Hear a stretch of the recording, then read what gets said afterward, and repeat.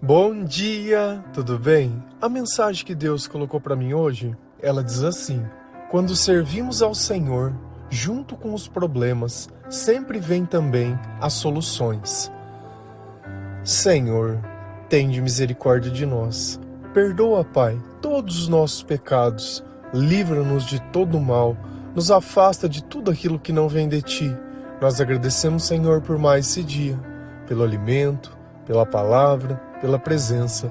Aceita, Senhor, essa nossa oração, esse nosso louvor, pois nós Te amamos, bendizemos, adoramos. Somente Tu é o nosso Deus e em Ti confiamos. Nem sempre nós conseguimos entender a razão de certas coisas que acontecem nas nossas vidas. Quando nós vivíamos afastados do Senhor, cada vez que dava errado alguma coisa, o nosso primeiro impulso era reclamar, xingar, perder a paciência. Mas hoje nós vemos tudo de uma forma muito diferente. Primeiro, que nós temos sabedoria. Segundo, que o Espírito Santo nos dá poder e autocontrole. Então, ao invés de questionar o que acontece, nós tentamos sempre entender o que Deus está tentando nos dizer.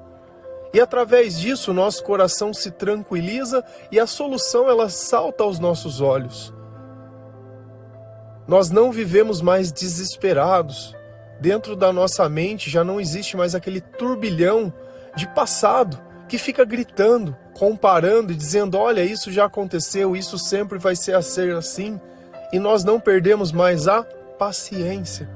Então a vida cheia do Espírito Santo, ela é totalmente diferente da vida que nós vivíamos no passado, com aquele vitimismo, com aquela generalização, com tudo aquilo que nos sufocava e apertava o nosso peito e entristecia.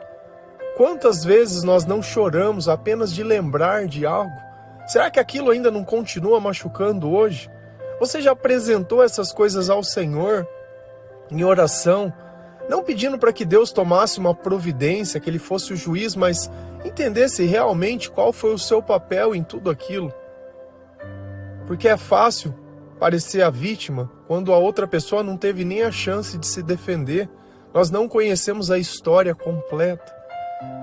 E nós não devemos julgar as pessoas, esse não é o nosso papel. Deus ele pediu para a gente fazer uma única coisa: amar, perdoar e fazer a vontade dele. Sempre que nós vivemos fazendo isso, a nossa vida ela vai dar certo. Mesmo que algumas coisas saiam fora do controle, a nossa vida ela vai dar certo. Porque é o Senhor quem está governando os nossos pensamentos. É o Senhor quem está criando os nossos planos. É Ele quem está dirigindo a nossa vida. E por isso, tudo vai ser diferente. Quando a gente olha a história de Paulo, quanta coisa ele passou, quanta perseguição. Você acha que ele merecia as coisas que aconteciam com ele? Ele não merecia. Mas da mesma forma que algo dava errado, vinha algo sobrenatural e fazia tudo começar a dar certo. E cada vez que isso acontecia, novas pessoas elas eram convertidas. A tribulação ela nos ensina o caminho a sair da escuridão. E através do nosso testemunho, nós dizemos: olha como o poder de Deus esteve na minha vida de forma abundante. E Ele vai estar na sua. E isso anima as pessoas. Isso cria uma perspectiva diferente do mundo onde as pessoas apenas pensam em ter. O ser fica às vezes esquecido. Se a gente vai lá em Atos 16, versículo 23 a 26, a palavra do Senhor ela diz assim: depois de baterem muito neles, as autoridades jogaram os dois na cadeia e deram ordem ao carcereiro para guardá-los com toda a segurança. Depois de receber essa ordem, o carcereiro os jogou numa cela que ficava no fundo da cadeia e prendeu os pés deles entre dois blocos de madeira. Mais ou menos à meia-noite, Paulo e Silas estavam orando e cantando hinos a Deus, e os outros presos escutavam. De repente, o chão tremeu tanto que abalou os alicerces da cadeia. Naquele instante, todas as portas se abriram e as correntes que prendiam os presos se arrebentaram. Então quem está conversando conosco aqui? Lucas, quem escreveu o livro de Atos, e ele está relatando algo que aconteceu, que Paulo havia o contado. E por que Paulo e Silas eles estavam presos? Porque eles expulsaram o espírito de adivinhação de uma moça, e as pessoas que exploravam essa moça, ganhavam dinheiro através da vida dela, não gostaram disso. E incitaram as pessoas e eles acabaram sendo presos. E eu sei que a gente está lendo aqui uma meia dúzia de linhas. E o Evangelho, nós precisamos tentar nos colocar lá no lugar e ver aquela situação. Nós estamos o dia inteiro vendo as pessoas fazendo as coisas, recebendo notícias nos jornais, assistindo. Nós precisamos nos colocar naquele meio.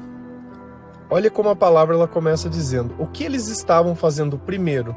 A vontade de Deus. Porque se aquele demônio saiu é porque o Espírito Santo estava neles, porque você não expulsa demônio apenas por boa vontade ou porque você quer. Então, pelo nome de Jesus Cristo, eles estavam expulsando demônios. Então, Deus estava neles e eles estavam cumprindo a vontade de Deus.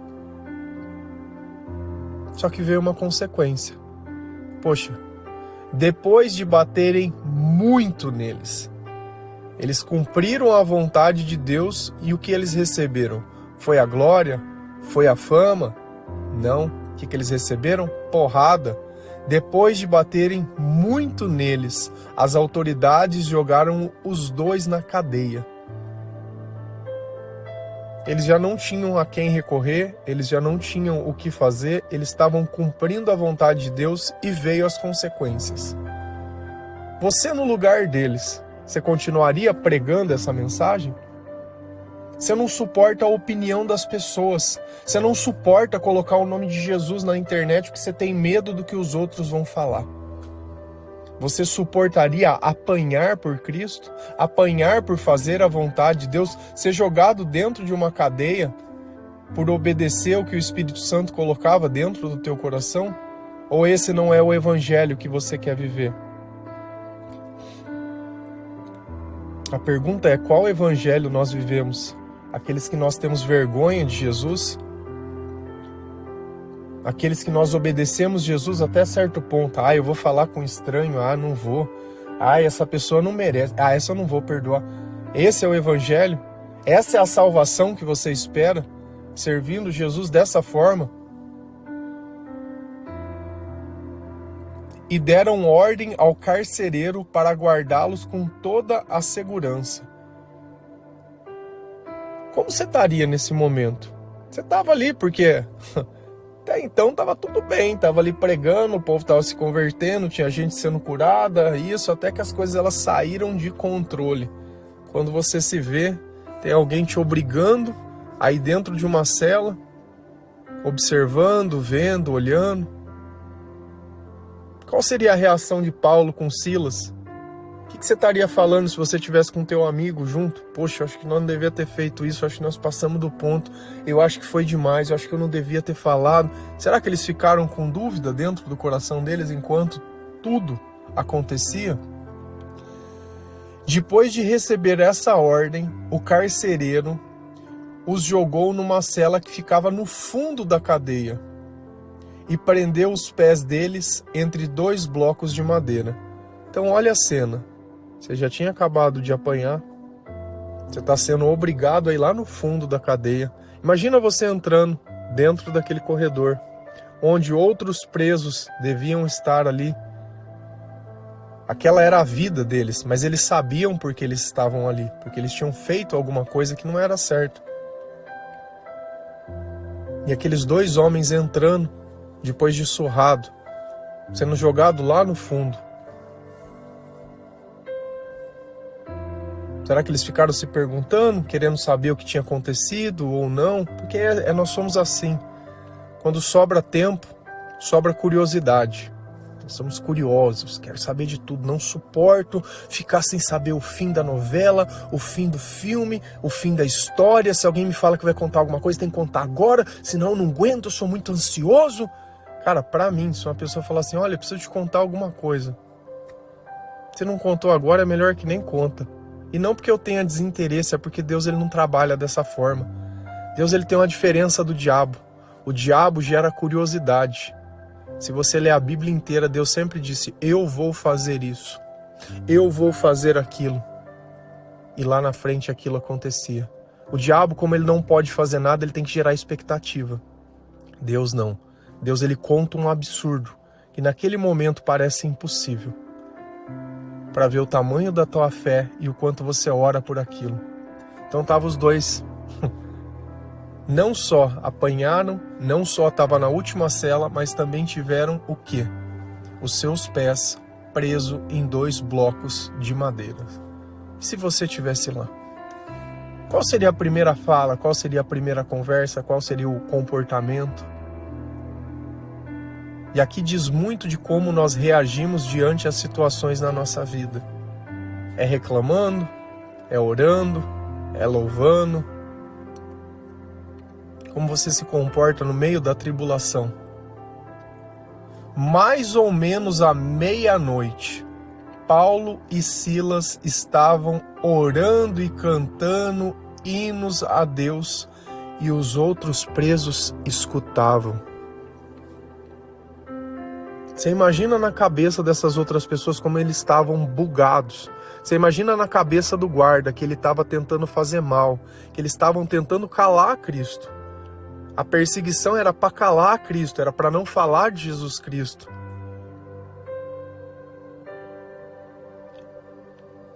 Eles estavam presos, mas o coração deles não, a alma deles não. E eles louvavam a Deus enquanto todos estavam ouvindo. E aqui vem o primeiro segredo. Se você tiver alguém dentro da sua casa, que essa pessoa ela tem dificuldades de lidar com a própria mente, porque tem pessoas que procuram um psicólogo, um psiquiatra, tem pessoas que curam a falta de Deus na bebida, na droga, mas o sintoma é sempre o mesmo. A nossa mente ela fica descontrolada longe do Senhor, longe do amor, ela não sabe lidar com contrariedade, então ela só quer esquecer, ela só quer passar, ela só quer aprisionar a mente naquele momento. E uma coisa que você precisa entender, se uma pessoa ela tivesse entrado em coma agora, e ela tem, sei lá, 20 anos, e essa pessoa ela passe 20 anos em coma, ela vai despertar lá com 40. O corpo dela tem 40 anos, a mente dela tem quantos? 20. Por quê? Porque ela não viveu novas experiências. Quando uma pessoa ela se droga, quando ela bebe, quando ela muda os pensamentos dela, quando ela deixa de sentir por alguma razão ou começa a sentir coisas que não existem, a mente dela se aprisiona lá atrás. E aí você vai entender por que nós temos muitas pessoas que têm um corpo velho, mas uma mente infantil. Então, sempre que você resolver fugir, é como se você estivesse entrando num coma. Se você pegar uma criança e começar a dar remédio para ela que vai mudar os pensamentos e os sentimentos dela, você vai controlar o comportamento, mas você vai aprisionar a mente dela naquela idade. Vai ser uma eterna criança. Não vai conseguir se desenvolver, não vai, porque a dor faz parte do nosso processo de crescimento. É através dela que nós podemos reconhecer a graça de Deus. Porque quando o Espírito Santo está em nós, eu comparo com aquilo que eu sentia. E eu vejo uma diferença e uma razão para mim seguir a Deus. Agora, se eu só vivo dopado, se eu só vivo chapado, como que eu vou enxergar alguma diferença? Eu não vou. Eu não vou. Então, aqui vem o segredo. Coloque o devocional, coloque o louvor, para que as pessoas que estão presas, elas possam ouvir também o que está acontecendo dentro de você. Por mais que pareça que não vai fazer diferença, a tua casa se torna um culto, a tua casa se torna uma casa de oração, uma casa de respeito. Eu duvido que alguém vai ficar bebendo ouvindo um louvor, que alguém vai abrir um vídeo de pornografia ali enquanto Deus está sendo louvado dentro daquele lugar. Não vai. Não vai, eu não conheço pessoas que não respeitam, que teriam coragem de fazer isso. Eu não conheço. Eu não conheço. Então começa a criar um ambiente dentro, e era o que eles estavam dentro daquela cadeia. Podia estar ali reclamando? Podia. Podia estar ali um xingando o outro. Pô, olha onde você me trouxe, você foi me falou que ia ser assim, não foi. Não, ficaram orando e louvando a Deus, cantando hinos, eles estavam convertendo as outras pessoas. Quando a gente ora, a gente está convencendo as pessoas que mesmo diante de tudo que está acontecendo, você acha que não chamou a atenção? Poxa, como que esses dois apanham, bate, tá na cadeia, tá no pior lugar, tá amarrado e o cara tá cantando, meu? Que povo doido é esse? O que tem nesses caras? O que tem nesses caras? De repente, o chão tremeu, que abalou os alicerces da cadeia. Você imagina? Se coloca lá. Nós temos que ler a Bíblia desse jeito, lá dentro daquele lugar. O povo tá cantando, tá todo mundo prestando atenção, daqui a um pouco dá um estralo dentro daquilo. Dá um estralo. Você já estava assustado com o que estava acontecendo, veio algo sobrenatural que te assustou mais ainda.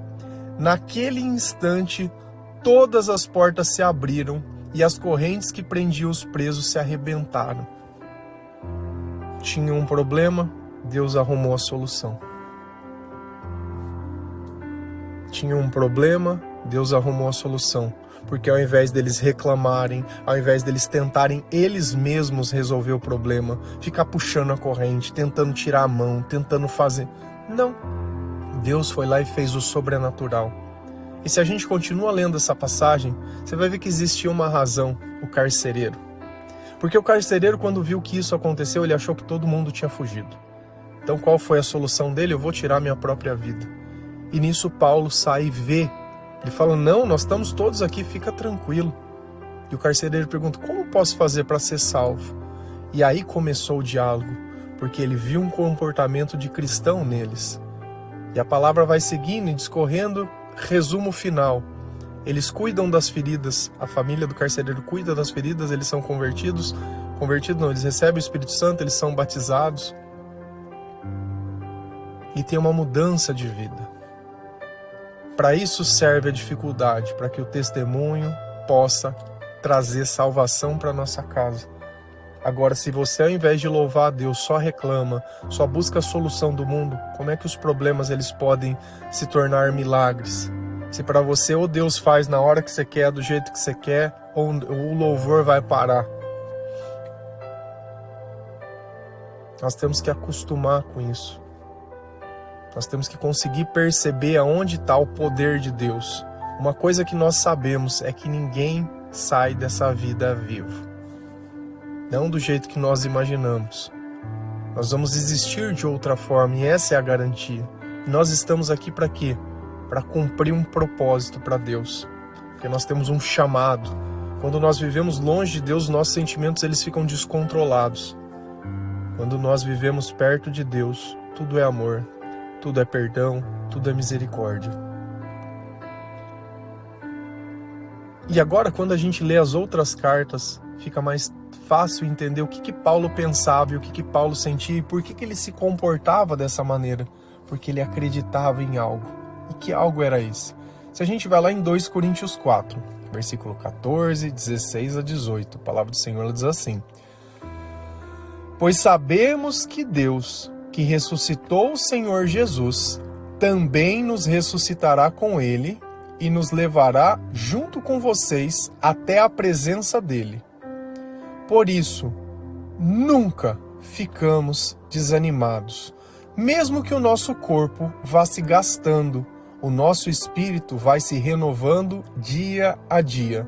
E essa pequena e passageira aflição que nós sofremos vai nos trazer uma glória enorme e eterna, muito maior do que o sofrimento. Porque nós não prestamos atenção nas coisas que se veem, mas nas que não se veem, pois o que pode ser visto dura apenas um pouco, mas o que não pode ser visto dura para sempre. Então quem está conversando conosco? Paulo. E por que Paulo não tinha medo de se colocar em situações as quais a vida dele corria um perigo? Porque a única coisa que ele ia perder era a vida. A salvação já tinha.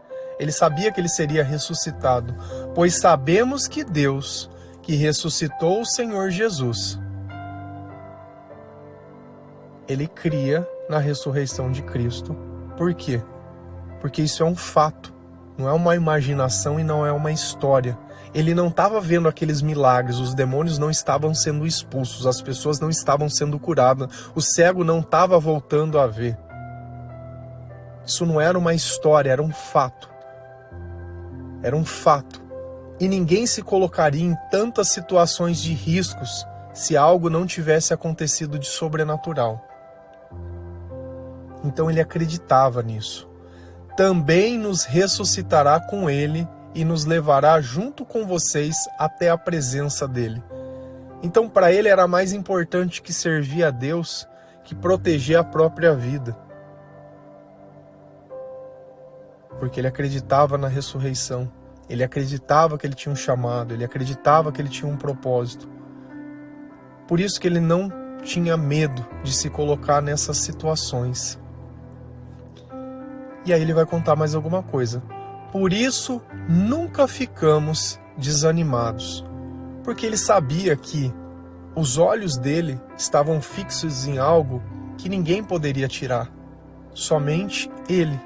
Se ele decidisse não servir a Deus, não obedecer a Deus, não fazer a vontade de Deus e voltar naquela velha vida, aonde ele vivia a religiosidade sem Deus. A religiosidade sem Deus, ela sempre precisa de sacrifícios.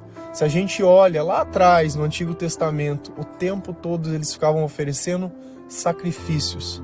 E Deus fala, olha, eu quero obediência, eu não quero ficar recebendo sacrifício. Eu quero que vocês me obedeçam.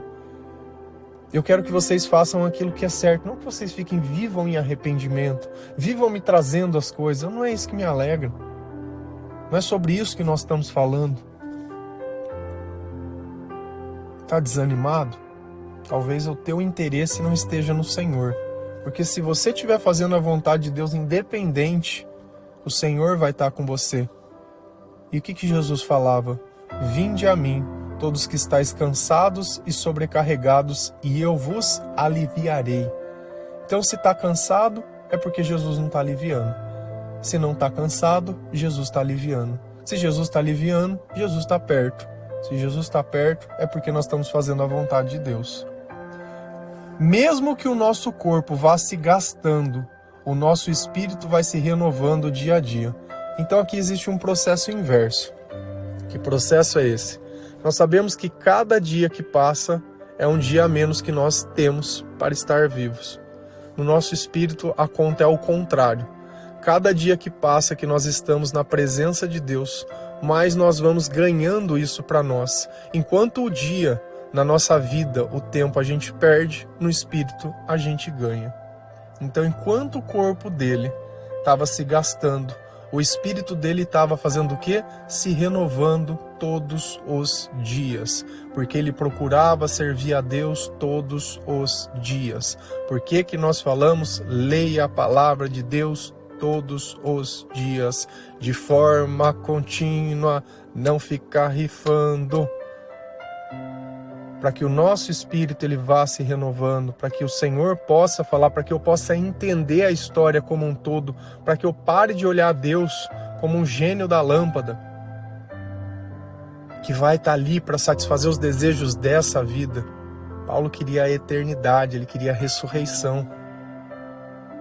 Tem uma passagem que ele ousa pedir, que ele fala, eu tenho um espinho na carne, eu já orei 3 vezes para o Senhor para ele tirar isso de mim. E Deus me disse, olha, na tua fraqueza que eu trabalho, é quando você é fraco que você é forte. Então tem coisas que elas vão continuar sobrevivendo dentro da nossa vida para lembrar do quê? Da nossa dependência de Deus. Você pode às vezes não dormir à noite. Ora, louva, adora. Precisa existir esses momentos para você entender a graça do que é você deitar, sem querer ficar se sabotando, porque o pecado está transbordando dentro da tua mente e você quer se sabotar. Não tem disposição para treinar porque faz tudo errado. Aí vai lá e mete um pré-treino, café, pílula disso, coisa daquilo, energética, o tempo inteiro tá ali pilhado. Por quê? Porque é uma vida vazia. É uma vida que não leva ninguém a lugar nenhum. É uma vida cheia de vícios. O problema é, quando acabar o dinheiro, o que você vai fazer? Vai se arrastar? Tem gente que não tem esse luxo de poder fugir. Tem gente que não tem o luxo de poder arrumar um jeitinho. Tem gente que estava lá todos os dias. Que você estava chapado, tinha gente que estava lá orando, louvando, adorando. Enquanto você estava tentando fugir e trazendo só problema, tinha gente que estava lá de joelhos, orando por você. E eu tenho que reconhecer que eu sou um problema, que eu trago problema, que aonde eu tô eu não faço bem nenhum. E tá tudo bem, porque sem Deus nós somos isso mesmo. E essa pequena e passageira aflição que sofremos vai nos trazer uma glória enorme e eterna. Qual era a razão que ele se permitia colocar dentro dessas situações? Porque para ele tudo aquilo era muito pequeno, tudo aquilo era muito passageiro, perto do que estava sendo construído na eternidade. Algo que era glorioso, algo que era enorme, muito maior do que o sofrimento. Então o sofrimento se torna pequeno quando nós conseguimos enxergar algo que ninguém pode ver. Acordar todos os dias, vocês podem estar olhando aí, quem acompanha todos os dias, 3 horas da manhã, 3:30, está sendo gravado nesse horário, 4 horas, 4:30, todos os dias, de graça, não tenho obrigação nenhuma. Se eu quisesse amanhã falar não vou mais fazer, eu poderia. Não é feito porque eu tenho uma obrigação, eu trabalho porque eu tenho que sustentar a minha família, não tenho obrigação nenhuma. Eu não tenho obrigação nenhuma de conversar com as pessoas, de ajudar as pessoas, eu não tenho obrigação nenhuma. Desse mundo não, mas com o Senhor eu tenho. É gratidão, é você poder olhar e falar, poxa, se eu consigo entrar na escuridão e sair, por que eu não vou ajudar a tirar as outras pessoas? Como que a gente pode falar em amor se a gente vê o outro sofrendo e faz de conta que não é na nossa vida e não é no nosso coração? Como eu posso falar que isso é prosperidade, eu ver a pessoa sofrendo e fazer de conta que não é nada? Sofrimento não é sobre dar dinheiro, porque tem gente que tem dinheiro e não tem nada. E não tem nada, só reclama. E tem gente que acha que o dinheiro vai ser a solução de tudo. O dinheiro compra a fuga, mas não compra a paz. Não compra o amor. Ele não compra a saúde. Não compra. Talvez você precisasse ter um encontro com Jesus. Talvez você precisasse estar realmente como Paulo e Silas dentro daquele lugar, entendendo, olhando, vendo, porque o Espírito Santo ele nos dá algo que é totalmente diferente de tudo que nós vivemos. Não tem como eu abrir e olhar um influencer na internet e entender o que é o Espírito Santo. Eu tenho que sentir. A luz ela só faz sentido para quem vê. Se nós vivêssemos na escuridão e alguém aparecesse tentando nos explicar o que é a luz, ia parecer uma loucura, porque isso daí não existe. Existe. Existe. Porque nós não prestamos atenção nas coisas que se veem. Os nossos olhos, a nossa fé, a nossa esperança, ela não está ligada no presente. Eu não preciso ver, eu não preciso de uma confirmação, eu não preciso de um sinal para saber que Deus vai fazer.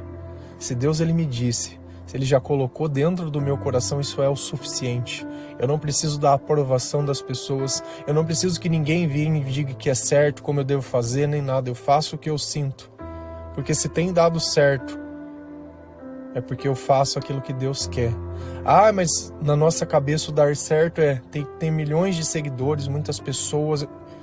Cara, eu não quero. Eu não teria estrutura para suportar isso. Mas como assim? Porque eu gosto no olho. Eu gosto de poder dar atenção, eu gosto de poder falar, eu gosto de poder responder às pessoas. E eu sou um só. Apesar de fazer muitas coisas, eu sou um só. Eu tenho um tempo que ele está limitado ao mesmo tempo que vocês têm. E eu tenho uma vida também. Então, dentro do que é possível, o que a gente faz já é muito, porque nós somos tão poucos. Mas aqueles que nós encontramos, que Jesus coloca dentro do nosso caminho, mesmo em situações que são adversas, nós trazemos para perto do Senhor. Então nós não prestamos atenção nas coisas que se veem, mas que não se veem, pois o que pode ser visto dura apenas um pouco. mas o que não pode ser visto dura para sempre. Então nossos olhos estão voltados à eternidade, aquilo que dura para sempre. Então não se desespere porque não está acontecendo, porque não está sendo. Continua o louvor, continua a oração. Não acha que a tua vida dependa disso. Sempre vai ter um ritual, sempre vai ter alguma coisa que você acha. Vaidade. Vaidade. A vaidade não nos leva a lugar nenhum, o orgulho não nos leva a lugar nenhum. Você pode fazer uma escolha hoje. Aceitar Jesus como seu Salvador, crendo que Ele fará. Se você se arrepender, se você permitir, se você abrir uma porta para Ele. Esquece aquilo que você é obcecado, esquece aquilo que você acha que você precisa.